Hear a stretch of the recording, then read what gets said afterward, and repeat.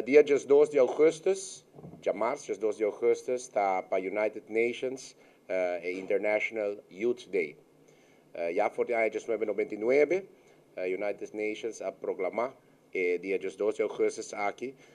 como o Dia Internacional de Hubentud, na unda que está põe ênfase riba força, grado de participação e importância de inclusão de nós Hobenan em nossa sociedade. No quadro de celebração de International Youth Day aqui, Aruba, que forma parte de diferente tratado internacional, que tem de ver com os muçulmanos, que tem de ver com os Hobenan, e, a la vez, desde novembro de 2013, com o Ministério dedicado ao desenvolvimento de nos Hobenan de nosso país, quero anunciar que esse man aqui nos lo está anunciando esse man de 1 para 5 de agosto como esse man de juventude. No quadro de dia, naturalmente, 2 de agosto, nós põe esse man luz, esse man aqui riba nos Hobenan.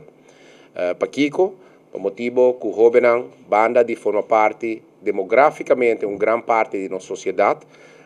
body último telling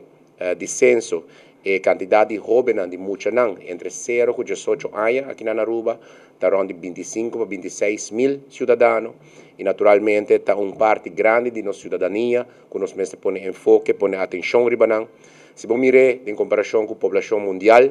de quantidade de Hobenan entre 15 e 25 anos, 25, 24 anos, estamos falando de 1,2 bilhão de cidadãos riba e planeta aqui, que aumenta uma grande parte de nossa existência aqui no mundo está também de juventude. Lo qual nós está por de hasi durante esse ano, nós delante, nós estava tendo uma reunião, último dia viernes, com diferentes instâncias aqui na Aruba, que está trabalhando